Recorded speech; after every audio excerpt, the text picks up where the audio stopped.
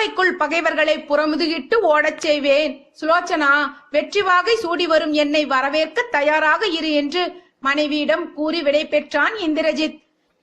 கணவனின் வீரத்தில் பலத்த நம்பிக்கை கொண்ட சுலோச்சனா அவன் வெற்றி திருமுகத்துடன் திரும்பி வரும் நேரத்தை எதிர்நோக்கி காத்திருந்தாள். அருகிலே அவளுடைய தோழி வாசந்தி. மணாளன் இன்னும் திரும்பவில்லையே என்று அவள் நெடுமூச்சும் குறுமூச்சும் விட்டு நிலை கொள்ளாமல் தவித்தாள். ஒருவேளை அவரை சிறைப்பிடித்திருப்பார்களோ என்று தோழி கேட்ட கேள்வியில் சுலோச்சனாவின் இதயமோ சுக்கு நூறாகியது.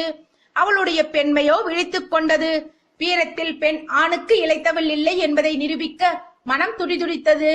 நிலை கண்ணாடி எதிரே போய் நின்றாள். போர்க்கோலம் பூண்டாலும் பெண்மை அழகுடனே பூணும் என்பதை நிரூபிப்பதை போல அடைந்து வரிந்து கட்டிக்கொண்டு மதர்ந்த மார்பகத்திலே கவசம் பூண்டு போர்க்கள பெருந்தேவியாகவே உருமாறினாள். லங்கேஸ்வரனின் மருமகள்